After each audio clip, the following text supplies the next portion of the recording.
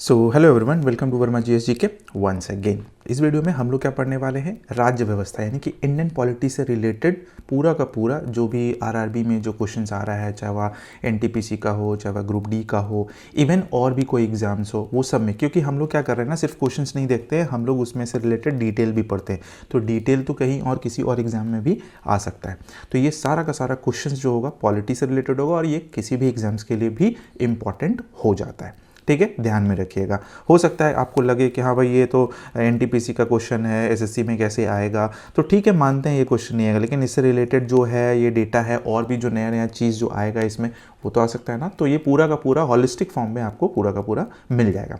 ठीक है, Indian polity से रिलेटेड। इसके पहले एक वीडियो अपलोड किए हैं जो कि ज्योग्राफी एनसीईआरटी का थ्रू क्वेश्चन चल रहे हैं, वो आप वीडियो जरूर देखिएगा। उसका एक वीडियो अपलोड हो चुका है, फिर नेक्स्ट वीडियो भी अपलोड हो जाएगा। ये है पॉलिटी से रिलेटेड, क्योंकि पॉलिटी का ऑलरेडी एक पॉडकास्ट फॉर्म में चल रहा है मतलब वीडियो है ना। उसमें भी हम लोग लगता है 30-34 चैप्टर हम लोग कंप्लीट कर चुके हैं। तो उससे रिलेटेड सोचे कि चलो भाई कुछ क्वेश्चंस का प्रैक्टिस भी हो जाएगा, चाहे वह किसी भी एग्जाम्स के लिए है, तो इसलिए हम ये कर दे रहे हैं। तो ज्योग्राफी भी हो रहा है, इधर पॉलिटी भी हो रहा है, हम हिस्ट्री भी स्टार्ट कर देंगे, उधर फिजिक्स भी चल रहा है, ये सब सारा चीज़ कर देंगे। अब एकदम फुल फ्लोज में वीडियो अपलोड होगा। चलिए, तो बिना देर किए हुए हम लोग स्टार्ट करते हैं हमारा इंडियन पॉलिटी का क्वेश्चन नंबर 1। ठीक है, इसको थोड़ा सा हम एडजस्ट कर लेते हैं जूम करके, ताकि आपको छोटा ना लगे। हमको लग रहा था कि लास्ट जो वीडियो जो बनाए ना ज्योग्राफी का, उसमें कुछ छोटा दिख रहा है, तो हम इसको थोड़ा सा बड़ा कर लेते हैं, है ना। वो हम मैनेज कर लेंगे, हमको आइडिया है कि स्क्रीन में कहाँ तक जाएगा, तो आपको कटेगा नहीं है। जैसे होता है ना, कट जाता है कहीं पर वीडियो, वो कटेगा नहीं, वो हमको आइडिया हो जाएगा। चलिए, तो क्वेश्चन नंबर 1 देख लेते हैं। आई होप सो अब आपको क्लियर दिख रहा होगा, और थोड़ा सा जूम होगा ही, क्योंकि जब अपलोड करेंगे थोड़ा सा जूम हो जाएगा, तो हम लोग करेंगे तो और थोड़ा सा आपको बड़ा दिखेगा ही। ठीक है, चलिए, तो क्वेश्चन नंबर 1 से पहले चैप्टर देख लेते हैं। चैप्टर क्या है हमारा, कॉन्स्टिट्यूशनल डेवलपमेंट एंड फीचर्स, संवैधानिक विकास और विशेषताएं। ओके, इससे रिलेटेड हम लोग क्वेश्चंस को पढ़ेंगे और क्वेश्चंस को सॉल्व करेंगे। क्वेश्चन नंबर 1 क्या है, क्वेश्चन नंबर 1 कहता है 1925 में 1925 में केंद्रीय विधानसभा का प्रथम निर्वाचित अध्यक्ष निम्नलिखित में से कौन था, है ना। 1925 में केंद्रीय विधानसभा का प्रथम निर्वाचित अध्यक्ष, तो ऑप्शंस में है सुभाष चंद्र बोस, विट्ठल भाई पटेल, मोतीलाल नेहरू, भगत सिंह। हमारा आंसर हो जाएगा विट्ठल भाई पटेल। व्याख्या देख लेते हैं, कुछ डिटेल्स में है। विट्ठल भाई पटेल एक भारतीय राजनीतिक नेता, स्वराज पार्टी के सह संस्थापक थे। क्वेश्चंस ध्यान में रखिएगा, ये सब पॉइंट इंपॉर्टेंट हो जाता है। तो स्वराज पार्टी के सह संस्थापक थे और सरदार पटेल के बड़े भाई थे। तो सरदार पटेल के बड़े भाई का नाम विट्ठल भाई पटेल थे। विट्ठल भाई पटेल 1925 में केंद्रीय विधानसभा के अध्यक्ष चुने गए। ठीक है, ऐसे ही करके हम लोग पूरा का पूरा क्वेश्चंस को देखेंगे। चलिए, क्वेश्चन नंबर 2 में आते हैं। क्वेश्चन नंबर 2 क्या कह रहा है, हाँ ठीक है, यहाँ रहेगा, जूम रहेगा तो कोई दिक्कत नहीं होगा। क्वेश्चन नंबर 2 में, अंगीकृत किए जाने के समय भारतीय संविधान सबसे लंबा संविधान था, जिसमें मूलतः कितने अनुच्छेद थे, ये पूछा जा रहा है हम लोग को। जिस समय भारतीय संविधान अंगीकृत यानी कि बनाया जा रहा था, ये सब चीज़ किया जा रहा था। तो भारत का संविधान 26 नवंबर 1949 को भारत के संविधान सभा के द्वारा पारित हुआ और इसमें 26 जनवरी 1950 से लागू किया। तो 26 जनवरी 1950 को लागू हो गया था, 26 नवंबर 1949 को भारत के संविधान सभा के द्वारा पारित हुआ था। भारत का संविधान विश्व के गणतांत्रिक देशों में सबसे बड़ा लिखित संविधान है। सबसे बड़ा लिखित संविधान अगर पूछा जाए पूरे विश्व में, तो भारत का है। संविधान निर्माण के समय इसमें कुल 395 अनुच्छेद, 8 अनुसूचियां और 22 भागों में विभाजित किया गया था। तो ध्यान में रखना है, हमारा आंसर कौन सा हो जाएगा, डी, दैट इज 395। 395 अनुच्छेद, 8 अनुसूचियां और 22 भाग। क्वेश्चन नंबर 3 में आते हैं। क्वेश्चन नंबर 3 क्या कह रहा है, भारतीय संविधान की एकात्मक विशेषताओं के संबंध में इनमें से कौन सा गलत है, इसमें से कौन सा गलत है। अखिल भारतीय सेवा, प्रतिनिधित्व की असमानता, सशक्त केंद्र और संविधान की नम्यता न होना। इसमें हम लोग को पूछ रहा है कौन सा गलत है। व्याख्या से समझ लेते हैं क्या है। तो भारतीय संविधान का एकात्मक विशेषता क्या क्या है, अखिल भारतीय सेवा अनुच्छेद 312 में। ठीक है, चलिए भाई, उसके बाद है प्रतिनिधित्व की असमानता, राज्यसभा अनुसूची 4 में है। सशक्त केंद्र भी है, राज्यों में राज्यपाल की नियुक्ति अनुच्छेद 155 में है। राज्य सूची पर केंद्रों को कानून बनाने का अधिकार अनुच्छेद 249 में। आपातकालीन प्रावधान अनुच्छेद 352 से 360 में। भारत का संविधान ना तो लचीला नम्य है और न ही कठोर अनम्य है, बल्कि यह दोनों का मिला जुला स्वरूप है। तो संविधान की नम्यता ना होना ये चीज़ गलत है, ना बहुत ज़्यादा लचीला है और बहुत ज़्यादा कठोर भी नहीं है। तो हमारा ऑप्शन कौन सा हो गया? D is the right answer. Next आते हैं क्वेश्चन नंबर 4 में। क्वेश्चन नंबर 4 क्या कह रहा है? भारत में किस प्रकार की सरकार है? राजतंत्रीय, संप्रदायवादी, संसदीय और अल्पतंत्रीय। ठीक है, चलिए तो इसको देख लेते हैं। हमारा आंसर सी है, जो कि भारत में संसदीय सरकार है। हम लोग में पार्लियामेंट्री सिस्टम चलता है ना, दैट्स वाई हम बोल रहे हैं उसको। सी आंसर हो गया। भारत में संसदीय प्रकार की स्थापना की गई है। ठीक है, यहाँ देख लेते हैं। हाँ, भारत में संसदीय प्रकार की स्थापना की गई है। संसदीय प्रणाली लोकतांत्रिक शासन व्यवस्था की वह प्रणाली है जिसमें कार्यपालिका अपनी लोकतांत्रिक वैधता विधायिका के माध्यम से प्राप्त करता है और विधायिका के प्रति उत्तरदायी भी होता है, रिस्पॉन्सिबल भी होता है भाई। इस प्रकार संसदीय प्रणाली में कार्यपालिका और विधायिका एक दूसरे से परस्पर संबंधित होते हैं। कार्यपालिका, विधायिका, ये सब चीज़ एक दूसरे से सिंक होके काम करते हैं, तभी एक अच्छा से मतलब पूरा का पूरा राज्य व्यवस्था, पूरा का पूरा एडमिनिस्ट्रेशन चल सकता है। ठीक है, क्वेश्चन नंबर 5, निम्नलिखित में से किसे भारत में सरकार के संघीय स्वरूप का परिणाम कहा जा सकता है? भारत में सरकार के संघीय स्वरूप का, राज्य के साथ साथ अन्य व्यक्तियों के विरुद्ध व्यक्तियों के अधिकारी, सरकार के 3 अंग विधायिका, कार्यपालिका और न्यायपालिका, प्रधानमंत्री की अध्यक्षता वाली मंत्रिपरिषद, बहुस्तरीय सरकार, संघ, राज्य और स्थानीय। तो हमारा आंसर कौन सा होगा? डी, बहुस्तरीय सरकार, संघ, राज्य और स्थानीय। संविधान के प्रथम अनुच्छेद में कहा गया है कि भारत अर्थात इंडिया राज्यों का संघ होगा, है ना, इंडिया राज्यों का संघ होगा, यूनियन ऑफ स्टेट्स होगा। भारत सरकार के संघीय स्वरूप का परिणाम संघ, राज्य और स्थानीय शासन को कहा जा सकता है।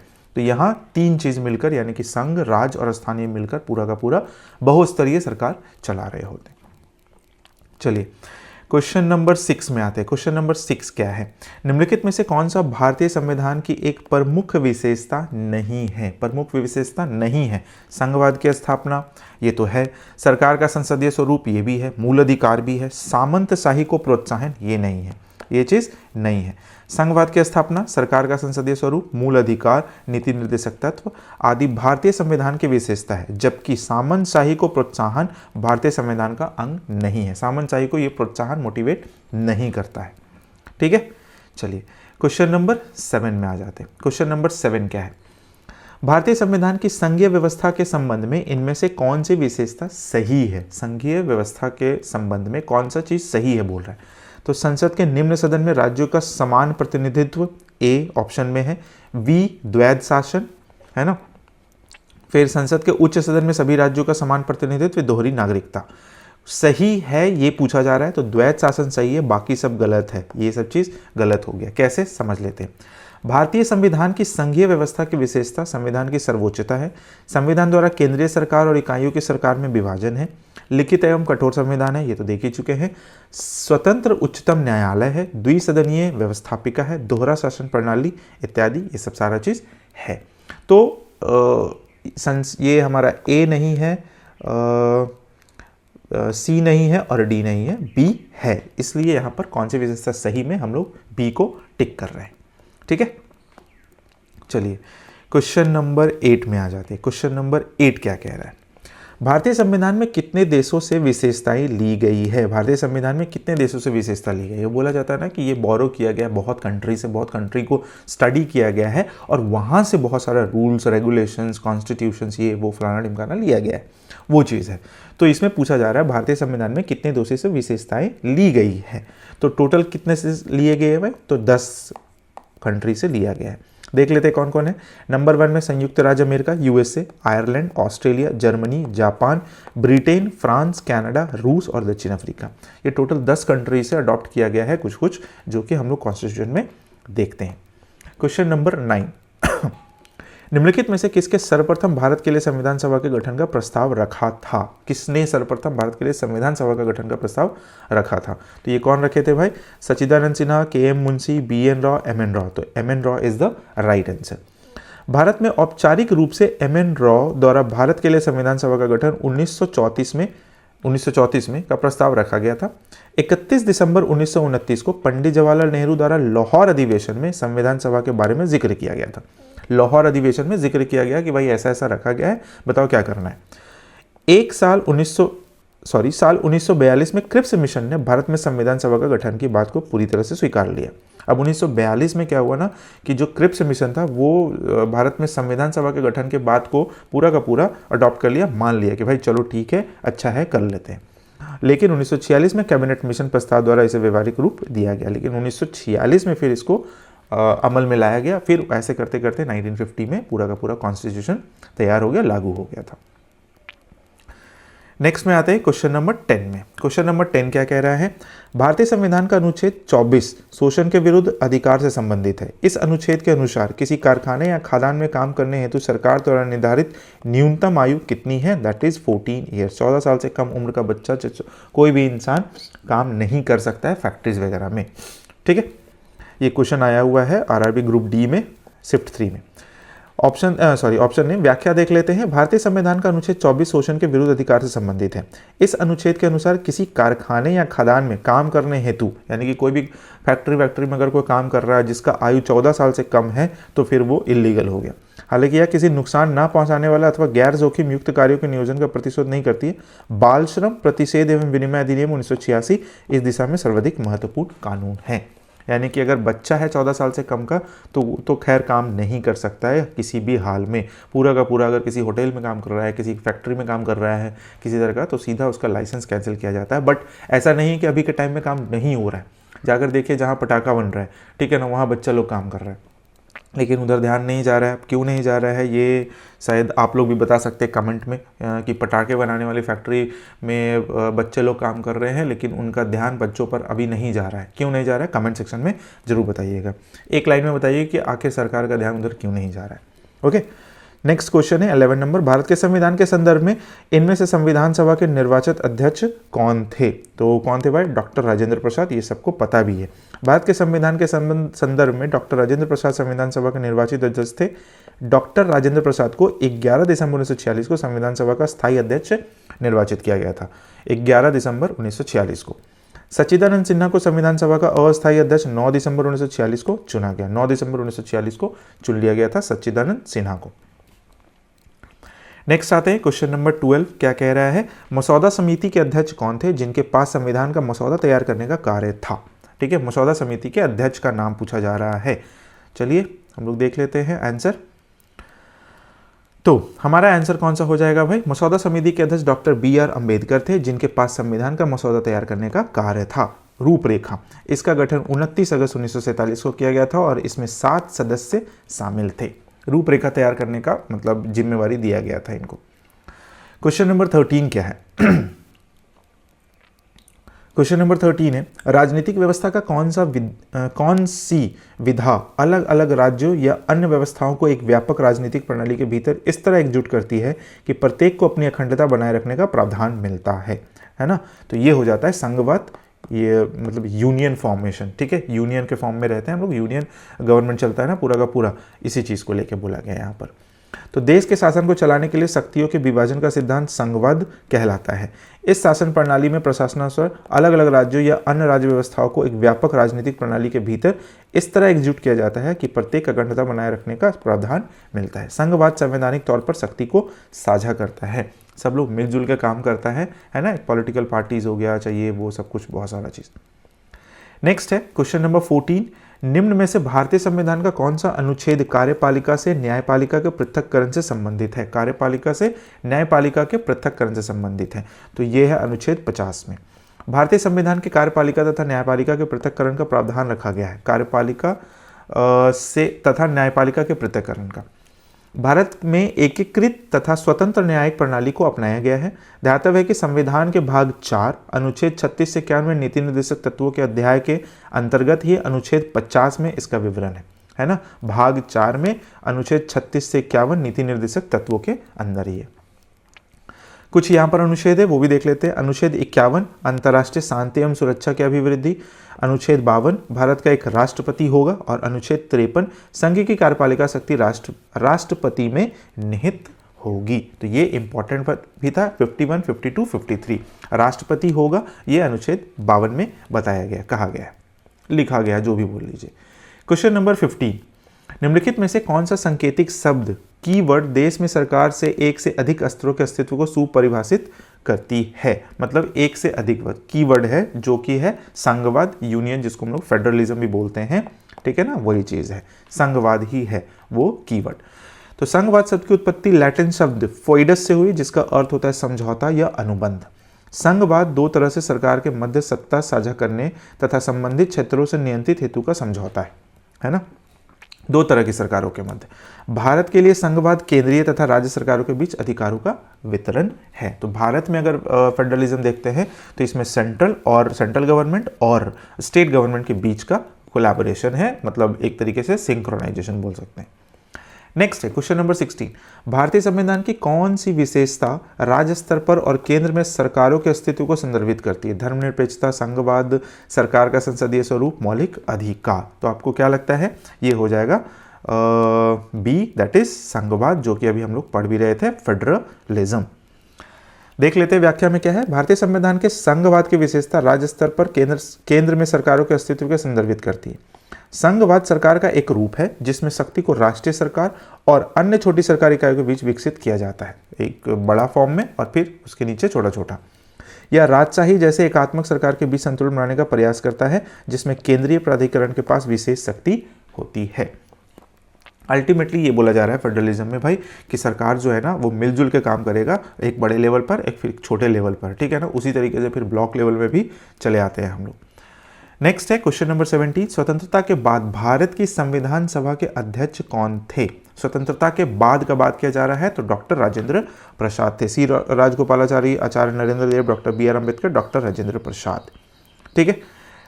व्याख्या देख लेते हैं हम लोग थोड़ा सा डिटेल में। 9 दिसंबर 1946 को डॉक्टर सच्चिदानंद सिन्हा को संविधान सभा का अस्थायी अध्यक्ष नियुक्त किया गया। 11 दिसंबर 1946 को डॉक्टर राजेंद्र प्रसाद को संविधान सभा का प्रथम अस्थायी अध्यक्ष चुना गया। 29 अगस्त 1947 ईस्वी को संविधान सभा के प्रारूप समिति का अध्यक्ष डॉक्टर भीमराव अम्बेडकर को चुना गया था। प्रारूप समिति का अध्यक्ष 29 अगस्त 1947 को। तो बहुत सारा डिटेल्स आ रहा है, ऐसा नहीं है कि ये क्वेश्चन है तो ये क्वेश्चन नहीं आएगा, पढ़ना ही नहीं है, नहीं, बहुत सारा डिटेलिंग आ रहा है। दैट्स वाई वो डिटेलिंग इंपॉर्टेंट हो जाता है किसी भी एग्जाम्स के लिए। ओके, नेक्स्ट क्वेश्चन नंबर 18, स्वतंत्र भारत के संविधान सभा के प्रथम अध्यक्ष कौन थे? Doctor B.R. Ambedkar, Pandit Jawaharlal Nehru, doctor सच्चिदानंद सिन्हा, डॉक्टर राजेंद्र प्रसाद। तो ऑलरेडी हम लोग ऊपर देख ही चुके हैं कि हमारा आंसर कौन सा हो जाएगा, डॉक्टर राजेंद्र प्रसाद। स्वतंत्र भारत के संविधान सभा के प्रथम अध्यक्ष कौन थे? डॉक्टर राजेंद्र प्रसाद। नेक्स्ट में आते हैं क्वेश्चन नंबर 19, 9 दिसंबर 1946 को आयोजित संविधान सभा के प्रथम बैठक के अध्यक्ष कौन थे? डॉक्टर सच्चिदानंद सिन्हा, जो अस्थायी फॉर्म में आए थे। देखो यहाँ पर है ना डॉक्टर सच्चिदानंद, जो अस्थायी अध्यक्ष के रूप में नियुक्त किया गया था। तो हमारा आंसर कौन सा हो गया? ए। नेक्स्ट है 20 नंबर, इनमें से कौन भारतीय संविधान की मसौदा समिति के सदस्य नहीं थे? मसौदा समिति के सदस्य नहीं का बात किया जा रहा है, ठीक है। तो देखो, सैयद मोहम्मद सादुल्ला थे, N. गोपालस्वामी अयंगर भी थे, डॉक्टर K. मुंशी भी थे, डी नहीं थे, A.V. ठक्कर नहीं थे। संविधान सभा के प्रारूप समिति में कुल 7 सदस्य थे। कौन कौन थे वो देख लेते हैं। डॉक्टर भीमराव अम्बेडकर अध्यक्ष थे, गोपाल स्वामी अयंगर, अल्लादी कृष्ण स्वामी Iyer, K.M. Munshi, Mohammad Sadulla, N. Madhavrao B.L. मित्र के स्थान पर थे, T.T. कृष्णमाचारी, D.P. खेतान के मृत्यु के बाद वो आ गए थे। ध्यान में रखिएगा ये सब चीज़ कि T.T. कृष्णमाचारी किनके मृत्यु के बाद आए थे, तो D.P. खेतान की मृत्यु के बाद। अतः स्पष्ट है कि यह A.V. ठक्कर भारतीय संविधान के मसौदा समिति के सदस्य नहीं थे। हमारा आंसर कौन सा हो गया? डी। नेक्स्ट आते हैं क्वेश्चन नंबर 21, संविधान सभा के प्रारूप समिति के अध्यक्ष कौन थे? संविधान सभा के प्रारूप समिति के अध्यक्ष कौन थे? Doctor B.R. Ambedkar. Okay, question number 22, Pandit Jawaharlal Nehru ने किस तिथि को संविधान सभा में उद्देश्य प्रस्ताव ऑब्जेक्टिव्स रेजोल्यूशंस प्रस्तुत किया था? कौन से तिथि को ऑब्जेक्टिव रेजोल्यूशन आया था? तो ये ऑब्जेक्टिव रेजोल्यूशन आया था कौन सा भाई? 11 दिसंबर 1946 को। ये बी नंबर में क्या है, एक सेकेंड हम देख लेते हैं। नहीं, 13 दिसंबर 1946 को। चलिए तो यहां आ जाते हैं आंसर में। कैबिनेट मिशन की संस्तुतियों के आधार पर भारतीय संविधान का निर्माण करने वाली संविधान सभा का गठन जुलाई 1946 ईस्वी में किया गया था। 11 दिसंबर 1946 को डॉक्टर राजेंद्र प्रसाद संविधान सभा का अस्थायी अध्यक्ष निर्वाचित हुए थे और 13 दिसंबर 1946 को जवाहरलाल नेहरू द्वारा संविधान सभा में पेश किए गए उद्देश्य प्रस्ताव की कार्यवाही प्रारंभ हुई थी। 11 को वो अस्थायी सदस्य बने थे, अस्थायी अध्यक्ष बने थे, और फिर 13 को ये चीज़ काम स्टार्ट कर दिए थे। क्वेश्चन नंबर 23, भारतीय संविधान के निर्माण के दौरान निम्नलिखित में से कौन से उद्देश्यों के कथन ऑब्जेक्टिव रेजोल्यूशन को प्रस्तुत किया था? तो ये कौन किए थे भाई? जवाहरलाल नेहरू। नेक्स्ट में आते हैं, कितने वर्षों के विचार विमर्श के बाद भारतीय संविधान पर हस्ताक्षर किया गया? लगभग पूछा जा रहा है। तो ये हुआ था 2 वर्ष 11 महीना और 18 दिन, लगभग 3 वर्ष के विचार विमर्श के बाद भारतीय संविधान पर हस्ताक्षर किया गया था। तो हमारा आंसर 3 हो सकता है। डायरेक्ट ये नहीं पूछेगा, ये 2 वर्ष 11 महीना 18 दिन सबको पता होता है, तो लगभग में पूछ लेगा लगभग कितना साल, तो लगभग 3 साल। ओके। संविधान निर्माण के प्रारूप समिति का गठन 29 अगस्त 1947 को किया गया, जिसमें डॉक्टर भीमराव अंबेडकर अध्यक्ष सहित कुल 7 सदस्य थे। कुल 7 सदस्य थे। चलो 25 में आते हैं, स्वतंत्र भारत के प्रथम विदेश मंत्री कौन थे? प्रथम विदेश मंत्री कौन थे? Baldev Singh, VV Giri, Jawaharlal Nehru, doctor Sarvepalli Radhakrishnan. C is the right answer, that is Jawaharlal Nehru. स्वतंत्र भारत के प्रथम विदेश मंत्री जवाहरलाल नेहरू थे। बलदेव सिंह स्वतंत्र भारत के प्रथम रक्षा मंत्री थे। बीवी गिरी भारत के तीसरे उपराष्ट्रपति और चौथे राष्ट्रपति बने। डॉक्टर सर्वपल्ली राधाकृष्णन भारत के प्रथम उपराष्ट्रपति और द्वितीय राष्ट्रपति बने। इन्हीं के लिए हम लोग टीचर्स डे मनाते हैं ना, डॉक्टर सर्वपल्ली राधाकृष्णन, है ना। चलिए क्वेश्चन नंबर 26, स्वतंत्र भारत का पहला केंद्रीय बजट किसने प्रस्तुत किया था, किसने पेश किया था, ये बोल सकते हैं? तो आर के सन्मुखम शेट्टी नाम था, जैसे सुनील शेट्टी बोलते हैं ना, वही साउथ इंडियन। स्वतंत्र भारत का पहला केंद्रीय बजट वित्त मंत्री आर के षणमुखम शेट्टी ने 26 नवंबर 1947 को पेश किया गया था। तो पहला बजट हुआ था 26 नवंबर 1947 को।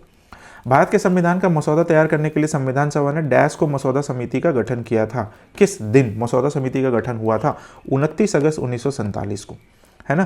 कैबिनेट मिशन की संस्तुतियों के आधार पर भारतीय संविधान का निर्माण करने वाली संविधान सभा का गठन जुलाई 1946 ईस्वी में किया गया।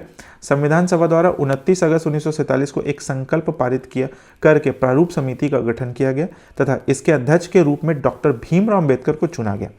प्रारूप समिति के सदस्यों की संख्या 7 थी। प्रारूप समिति के सदस्यों की संख्या कितनी थी? 7 थी टोटल। ध्यान में रखना है 29 अगस्त 1947 को। चलो ये हो गया। अब आते हैं क्वेश्चन नंबर 28 में। भारत की संविधान सभा का विचार पहली बार किसने दिया था? भारत में संविधान सभा का विचार सबसे पहले कौन दिया था भाई? तो एम.एन. रॉय ने। संविधान सभा भारत में का विचार पहली बार एम.एन. रॉय ने सन 1934 में दिया था। 1946 में क्रिप्स मिशन की असफलता के बाद कैबिनेट मिशन आया। इस मिशन ने भारतीय संविधान के निर्माण के लिए एक बुनियादी ढांचे का प्रारूप स्वीकार किया, है ना। क्रिप्स मिशन फेल हो गया था तो कैबिनेट मिशन आया था। ओके। नाम दिया गया जिसे संविधान सभा नाम दिया गया। मूल संविधान 395 अनुच्छेद 22 भाग और 8 अनुसूची थी, जो कि हम लोग पहले भी देख चुके हैं। Question number 29। क्वेश्चन नंबर 29 में क्या कह रहा है? भारतीय संविधान को लिखने वाली संविधान सभा के उपाध्यक्ष कौन थे? संविधान सभा के उपाध्यक्ष कौन थे? तो वो थे H.C. मुखर्जी, है ना। भारतीय संविधान को लिखने वाले संविधान सभा में हरेंद्र कुमार मुखर्जी को 11 दिसंबर 1946 को उपाध्यक्ष निर्वाचित किया गया था, जबकि राजेंद्र प्रसाद संविधान सभा के अध्यक्ष निर्वाचित थे। नेक्स्ट है क्वेश्चन नंबर 30। 1947 से पहले भारत में 26 जनवरी को क्या कहा जाता था? शहीद दिवस, स्वतंत्रता दिवस, गणतंत्र दिवस, संविधान दिवस। तो 1947 से पहले भारत में 26 जनवरी को स्वतंत्रता दिवस के रूप में मनाया जाता था। 1947 के पहले 26 जनवरी 1930 को रावी नदी के तट पर जवाहरलाल नेहरू द्वारा झंडा फहराकर पूर्ण स्वराज की संकल्पना प्रस्तुत की गई थी। स्वतंत्रता के उपरांत 15 अगस्त को स्वतंत्रता दिवस एवं 26 जनवरी को गणतंत्र दिवस के रूप में मनाया जाने लग गया। मतलब आप सोच सकते हो 1947 से पहले भारत में 26 जनवरी को क्या कहा जाता था? तो 1947 से पहले 26 जनवरी को स्वतंत्रता दिवस के रूप में मनाया जाता था। 1947 से पहले, क्योंकि 26 जनवरी 1930 को रावी नदी के तट पर जवाहरलाल नेहरू द्वारा झंडा फहराकर पूर्ण स्वराज की संकल्पना प्रस्तुत की गई थी। और जब 15 अगस्त आया, मतलब 1947 आया, तो उस समय से 15 अगस्त को स्वतंत्रता दिवस एवं 26 जनवरी को गणतंत्र दिवस के रूप में मनाया जाने लगा। It's a very important fact. ठीक है, चलिए नेक्स्ट में आते हैं। 31, भारतीय संविधान के जनक के रूप में किसे जाना जाता है? भारतीय संविधान के जनक के रूप में किसे जाना जाता है? तो ऑब्वियस है, हम लोग सब जानते हैं, डॉक्टर भीमराव अंबेडकर। डॉक्टर भीमराव अंबेडकर को भारतीय संविधान के जनक के रूप में जाना जाता है। अंबेडकर की कानूनी विशेषज्ञता और विभिन्न देशों से संविधान का ज्ञान संविधान के निर्माण में बहुत मददगार साबित हुई थी। वह संविधान सभा का मसौदा समिति के अध्यक्ष बने और भारतीय संविधान को तैयार करने में महत्वपूर्ण भूमिका निभाई। मतलब दुनिया भर का नॉलेज था इनको हर चीज़ का। बोला भैया इसी को दे दो बनाने के लिए, यही बनाएंगे, सब कुछ काम धंधा यही करेंगे, इनको दे दो, इनको सौंप दो, ठीक है। बस ये भी तैयार हो गए, एकदम डंडा पैना लेके तैयार, आज बना ही देंगे। नेक्स्ट है क्वेश्चन नंबर 32। भारत में सांप्रदायिक चुनाव प्रणाली कम्युनल इलेक्टोरेट सिस्टम सबसे पहले डैश द्वारा शुरू की गई थी। किसके द्वारा शुरू की गई थी? तो ये मॉर्ले मिंटो रिफॉर्म्स के थ्रू आया था 1909 में, ठीक है। 1909 में अधिनियम को मॉर्ले मिंटो सुधार, उस समय लॉर्ड मॉर्ले इंग्लैंड में भारत के राज्य सचिव और लॉर्ड मिंटो भारत में वाइसराय थे, इसलिए मॉर्ले मिंटो नाम दिया गया, नाम से जाना जाता है। इस अधिनियम ने पृथक निर्वाचन के आधार पर मुस्लिमों के लिए सांप्रदायिक और इधर देख लेते हैं सांप्रदायिक प्रतिनिधित्व का प्रावधान किया मुस्लिमों के लिए। इसके अंतर्गत मुस्लिम सदस्यों का चुनाव मुस्लिम मतदाता ही कर सकते थे, इसलिए लॉर्ड मिंटो को सांप्रदायिक निर्वाचन के जनक के रूप में जाना जाता है, ठीक है। ये थोड़ा सा फ्रैक्शन करने वाला हिसाब हो गया था। नेक्स्ट है क्वेश्चन नंबर 33। क्वेश्चन नंबर 33 क्या कहता है? किस निर्णय ने संविधान के मूल संरचना का सिद्धांत निर्धारित किया? इंदिरा साहनीवाद, शंकरी प्रसादवाद, गोलकनाथवाद और केशव नंद भारतीवाद। तो ये हुआ था संविधान की मूल संरचना का सिद्धांत निर्धारित किया था क्वेश्चन भाई केशव नंद भारती विवाद। देख लेते क्या था। 1973 में केशव नंद भारती बनाम केरल राज्य के मामले में सर्वोच्च न्यायालय के 13 न्यायाधीशों की पीठ, है ना, किसमें किसमें होता है? केशव नंद भारती और केरल राज्य, ये दो लोगों के बीच में। ये कहा कि संसद संविधान में संशोधन कर सकती है। संसद क्या कर सकती है? संविधान में संशोधन कर सकती है, परंतु उसके मूल ढांचे में क्षति पहुंचाए बिना। लेकिन उसका जो बेसिक फाउंडेशन जो है ना, उसको नहीं क्षति पहुंचाया जा सकता। यदि कोई संविधान संशोधन किया जाता है और उसके मूल ढांचे को क्षति पहुंचता है, तो इस संविधान संशोधन को न्यायालय द्वारा रद्द कर दिया जाएगा। अगर मूल ढांचे को ठेस पहुंचता है, मूल ढांचे को नुकसान पहुंचता है तो। संविधान संरचना के कुछ मूलभूत तत्वों को अनुच्छेद 368 के तहत संशोधन नहीं किया जा सकता है, जो निम्नलिखित है। संविधान की सर्वोच्चता को नहीं बदला जा सकता है। शक्तियों का बंटवारा, विधायिका, कार्यपालिका और न्यायपालिका, और राष्ट्र की एकता और अखंडता आदि, ये सब चीज़ जो होता है ना, संशोधन नहीं किया जा सकता। अनुच्छेद 368 में बताया गया है ये चीज़। चलिए नेक्स्ट आते हैं क्वेश्चन नंबर 34। भारत की संविधान सभा की पहली बैठक कब आयोजित की गई थी? तो पहला बैठक हुआ था 9 दिसंबर 1946 को ही, है ना, 9 दिसंबर 1946 को। संविधान सभा की स्थापना वर्ष 1946 इसमें कैबिनेट मिशन योजना के अंतर्गत की गई। संविधान सभा में कुल 389 सदस्य थे। इसमें 292 प्रांतों के प्रतिनिधि, 93 देसी रियासतें के प्रतिनिधि, 4 केंद्र शासित प्रदेश के प्रतिनिधि थे। 292 हो गया प्रांत, 93 देसी रियासत था और 4 केंद्र शासित, मतलब territories, union territories.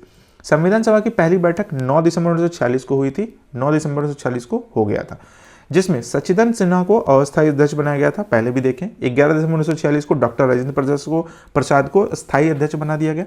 HC Mukherjee उपसभापति नियुक्त किए गए, उपाध्यक्ष जिसको बोल सकते हैं। और संविधान सभा की पहली कार्रवाई पंडित जवाहरलाल नेहरू द्वारा पेश किए गए उद्देश्य प्रस्ताव के साथ शुरू हो गया था। कितना सारा डिटेल है, देख रहे हो। मतलब क्वेश्चन हम लोग भले 35 तक पहुंचे हैं, हमको जहाँ तक लगता है कि 100-150 फैक्ट, चाहे 200 फैक्ट इवन हमको लगता है पॉसिबल भी कंप्लीट हो गया होगा। भारतीय संविधान को कब अंगीकृत किया गया था? कब अंगीकृत किया गया था भारतीय संविधान को? तो ये किया गया था 26 नवंबर 1949 को, ठीक है। भारतीय संविधान यानी कि संविधान सभा द्वारा भारतीय संविधान को 26 नवंबर 1949 को अंगीकृत किया गया था भाई। 26 नवंबर 1949 को बोला गया था, चलो ये ठीक है, ये सब चीज़ होगा। संपूर्ण संविधान निर्माण में 2 वर्ष 11 महीने 18 दिन लगभग 3 साल लग गया और इस कार्य पर लगभग 64 लाख रुपए खर्च हुए थे। टोटल कितना खर्च हुआ था? 64 लाख रुपए। संविधान के प्रारूप पर 114 दिन तक चर्चा चली। मूल रूप से संविधान 395 अनुच्छेद, 22 भाग और 8 अनुसूचियां बनी, है ना, इतना सारा चीज। संविधान की स्वीकृति के बाद संविधान के कुछ अनुच्छेद 26 नवंबर 1949 को ही लागू कर दिए गए थे। मतलब जैसे होता है ना, कुछ स्वीकृति मिल गया तो कुछ चीज़ को 26 नवंबर 1949 को लागू कर दिया गया था, परंतु संविधान के शेष प्रावधान 26 जनवरी 1950 को लागू हुआ। यही वजह था 26 जनवरी 1950 को बाद में गणराज्य के रूप में स्थापित हो गया था 1950 से, ठीक है। उस दिन संविधान पूरी तरीके से लागू हो गया था। चलिए नेक्स्ट आते हैं क्वेश्चन नंबर 36। निम्नलिखित में से कौन सा भारतीय अधिनियम ब्रिटिश प्रधानमंत्री लॉर्ड नॉर्थ की अध्ययन वाली समिति की रिपोर्ट पर आधारित था? ठीक है, भारतीय अधिनियम ब्रिटिश प्रधानमंत्री लॉर्ड नॉर्थ के अध्ययन वाली समिति। भारतीय सरकार अधिनियम 1858, चार्टर एक्ट, विनिमय अधिनियम और पिट्स इंडिया अधिनियम। देख लेते हैं कौन सा भाई। तो 1773 का विनिमय अधिनियम भारत के संवैधानिक विकास में पहला मील का पत्थर था, जिसे लॉर्ड नॉर्थ या फ्रेडरिक नॉर्थ द्वारा भारत में ईस्ट इंडिया कंपनी के मामलों को बेहतर प्रबंधन के लिए कुछ नियम स्थापित करने के लिए पेश किया गया था।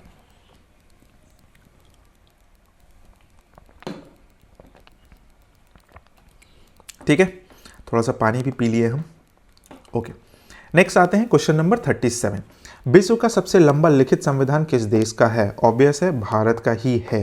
ठीक है ना, 22 भाग, 395 अनुच्छेद, 12 अनुसूची, सबसे मतलब लंबा लिखा हुआ। वही अमेरिका का संविधान विश्व का सबसे पुराना और सबसे छोटा लिखित संविधान है, और अमेरिका का सबसे छोटा है। नेक्स्ट में आते हैं क्वेश्चन नंबर 38। संविधान में अन्य देशों से उधार लेने की विशेषताएं की आलोचना करते हुए किसने कहा था संविधान के मौलिक विचारों के संदर्भ में किसी को भी कोई विशेष अधिकार नहीं है? कौन कहा था ये? तो डॉक्टर बी.आर. अंबेडकर। क्या कहे थे भाई, देख लेते हैं। तो डॉक्टर बी.आर. अंबेडकर ने भारतीय संविधान में अन्य देशों से उधार लेने की विशेषताओं की आलोचना करते हुए कहा था कि संविधान के मौलिक विचारों के संदर्भ में किसी को भी कोई विशेष अधिकार नहीं है, किसी को भी कोई विशेष अधिकार नहीं है। 26 जनवरी 1949 को इस संविधान सभा ने संविधान के उस प्रारूप को स्वीकार किया था जिसे भीमराव अंबेडकर की अध्यक्षता में ड्राफ्टिंग कमेटी ने तैयार किया था, तथा इसी रूप में संविधान 26 जनवरी 1950 ईस्वी को लागू हुआ और भारत एक गणराज्य राज्य बन गया था।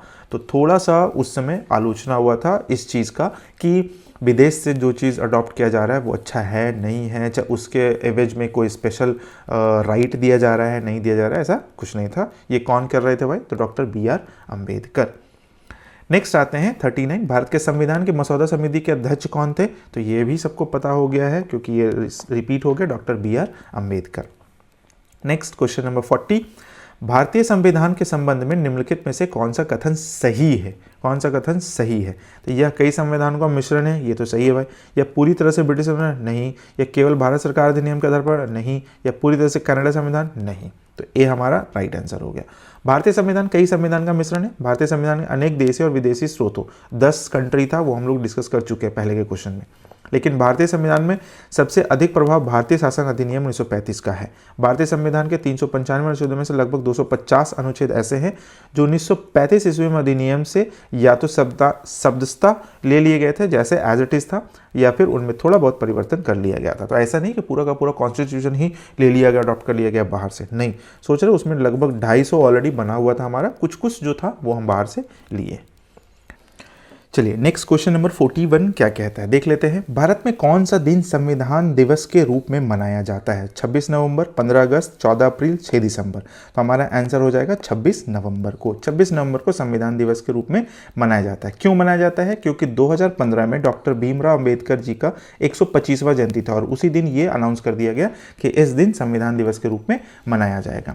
भारत का संविधान 26 नवंबर 1949 को बनकर तैयार हुआ और इसके कुछ प्रावधान इसी दिन लागू किए गए थे, जिसके फलस्वरूप इस दिन का संविधान दिवस के रूप में मनाया जाता है। जबकि भारतीय संविधान 26 जनवरी 1950 को पूर्ण रूप से लागू किया गया था, पूर्ण रूप से लागू कर दिया गया था, इसलिए 26 जनवरी को गणतंत्र दिवस के रूप में मनाया जाता है। तो ये ध्यान में रखना है। चलिए भाई नेक्स्ट में आते हैं क्वेश्चन नंबर 42। डैश को संविधान सभा द्वारा भारतीय संविधान को अंगीकृत और अधिनियमित किया गया था। तो 26 नवंबर 1949 को किया गया था। भारतीय संविधान की प्रस्तावना में संविधान को अपनाने की तिथि दी गई है, जिसमें कहा गया है कि इस संविधान सभा में आज तारीख 26 नवंबर 1949 ईस्वी को एतद द्वारा इस संविधान को अंगीकृत, अधिनियमित और आत्मार्पित करते हैं। ये चीज लिखा हुआ है। नेक्स्ट है क्वेश्चन नंबर 43। भारत का सर्वोच्च कानून किसे माना जाता है? तो भारत का सर्वोच्च कानून है भारतीय संविधान। भारत में सर्वोच्च कानून भारतीय संविधान को माना जाता है। यह भारत के सर्वोच्च विधान जो संविधान सभा द्वारा 26 नवंबर 1949 में पारित हुआ तथा 26 जनवरी 1950 से प्रभावी हुआ। यह विश्व के किसी भी गणतंत्र दिवस का सबसे बड़ा लिखित संविधान है। Question number 44। भारत का संविधान डैश को लागू हुआ था? तो ये ऑलरेडी हम ऊपर भी देख चुके हैं, 26 जनवरी 1950 को लागू कर दिया गया था। ठीक है। नेक्स्ट है 45 में आते हैं। नीचे एक अभिकथन है, मतलब असर्शन रीजन का है। क्या दिया हुआ है? भारतीय संविधान 26 जनवरी 1950 को लागू हुआ था। दैट्स इट, ये इजी है, मतलब आपको भी पता होगा ये सही है। क्या इसका कारण ये हो सकता है 26 जनवरी गणतंत्र दिवस के रूप में मनाया जाता है? तो ये पहला तो सही है, बट ये इसका कोई व्याख्या, मतलब इसका कोई रीजन नहीं हो सकता है कि मनाया जाता है ना। तो आंसर कौन सा है हमारा? डी। भारतीय संविधान 26 जनवरी 1950 को लागू हुआ था तथा 26 जनवरी को गणतंत्र दिवस के रूप में मनाया जाता है, सत्य है, परंतु कारण अभिकथन का उचित व्याख्या नहीं है। ठीक है। आते हैं क्वेश्चन नंबर 46। क्वेश्चन नंबर 46 क्या कहता है? संविधान सभा के डैश 1946 के अंतर्गत भारतीय संविधान का निर्माण हुआ। संविधान सभा के डैश 1946 के अंतर्गत भारतीय संविधान का निर्माण हुआ। तो कौन सा भाई? तो हुआ कैबिनेट मिशन प्लान के थ्रू, क्योंकि जो क्रिप्स मिशन था वो फेल कर गया था और फिर कैबिनेट मिशन आया था। द्वितीय विश्व युद्ध के बाद ब्रिटिश प्रधानमंत्री क्लेमेंट एटली ने भारत को स्वतंत्रता प्रदान करने के लिए उद्देश्य से कैबिनेट मंत्रियों की 3 सदस्यीय समिति, जिसके सदस्य Stafford Cripps, Lord Pethick Lawrence और एबी अलेक्जेंडर थे, जिसे कैबिनेट मिशन कहा जाता है। ठीक है, कैबिनेट मिशन कहा जाता है। 24 मार्च 1946 को कैबिनेट मिशन दिल्ली पहुंचा। मिशन ने भारत में तत्काल एक अंतरिम सरकार की स्थापना तथा संविधान सभा का गठन एवं संविधान निर्माण हेतु एक योजना प्रस्तुत की, जिसे भारतीय संविधान का निर्माण हुआ था। तो ये हो गया कैबिनेट मिशन। 47 में देख लेते हैं, भारत के संविधान सभा की प्रथम बैठक की अध्यक्षता किसने की? प्रथम बैठक की अध्यक्षता किसने की थी? तो ये किए थे सच्चिदानंद सिन्हा। भारत के संविधान सभा की प्रथम बैठक की अध्यक्षता डॉक्टर सच्चिदानंद सिन्हा ने की। 9 दिसंबर 1946 को संविधान सभा की प्रथम बैठक नई दिल्ली में स्थित कौंसिल चैम्बर के पुस्तकालय भवन में हुई थी। सभा के सबसे बुजुर्ग सदस्य डॉक्टर सच्चिदानंद सिन्हा को सभी का अस्थायी अध्यक्ष चुना गया था। नेक्स्ट है क्वेश्चन नंबर 48। संविधान सभा के पहले सत्र का आयोजन कब हुआ था? पहले सत्र का आयोजन हुआ था 1946 में। संविधान सभा का गठन कैबिनेट मिशन की सिफारिश पर 1946 में की गई। संविधान सभा की पहली बैठक 9 दिसंबर 1946 को हुई, जिसमें सच्चिदानंद सिन्हा को अस्थायी अध्यक्ष चुना गया। 11 दिसंबर 1946 को संविधान सभा की दूसरी बैठक हुई, जिसमें डॉक्टर राजेंद्र प्रसाद को अस्थायी अध्यक्ष चुना गया था। डॉक्टर राजेंद्र प्रसाद को अस्थायी अध्यक्ष चुन लिया गया था। भारतीय संविधान बनाने में 2 वर्ष 11 महीने 18 दिन, लगभग 3 साल टाइम लग गया था। आते हैं क्वेश्चन नंबर 49, है ना। संविधान सभा ने किस दिन भारत के राष्ट्रीय ध्वज को अपनाया था? है ना, ये कब हुआ था? 22 जुलाई 1947 को, यानी कि 22 जुलाई 1947 को राष्ट्रीय ध्वज को अपनाया गया था। संविधान सभा ने भारतीय ध्वज का प्रारूप 22 जुलाई 1947 को अपनाया। राष्ट्रीय ध्वज में 3 रंग की क्षैतिज पट्टियां हैं। इसमें ऊपर केसरिया, बीच में सफेद और नीचे गहरे रंग की पट्टी, गहरे हरे रंग की पट्टी है। ध्वज की लंबाई और चौड़ाई का अनुपात 3:2 है। ठीक है ना, रेक्टेंगुलर शेप। सफेद पट्टी के मध्य में गहरे नीले रंग का चक्र है, जिसमें 24 तीलियां है और ये अशोक स्तंभ से लिया गया है। ये हम लोग सबको पता भी है।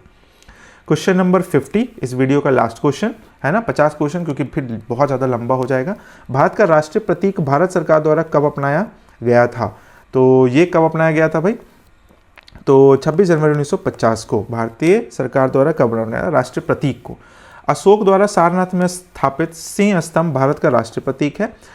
इसको सारनाथ में स्थित अशोक की लाट से लिया गया था, जिसमें 26 जनवरी 1950 ईस्वी को भारत सरकार द्वारा अपनाया गया। मूल रूप से इसमें 4 शेर है, जो चारों दिशाओं की ओर मुंह किए हुए हैं, है ना, 4 दिशा किए बैठे हैं। इसके नीचे एक गोल आधार है, जिस पर एक हाथी, एक घोड़ा, एक सांड, एक सिंह बने हैं।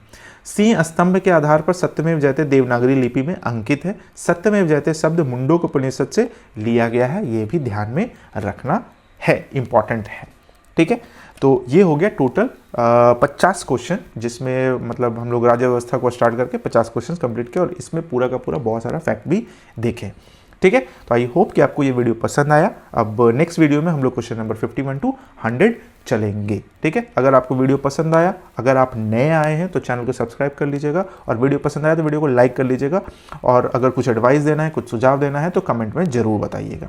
ठीक है, चलिए मिलते हैं नेक्स्ट वीडियो में, तब तक के लिए thank you so much, take care, bye bye.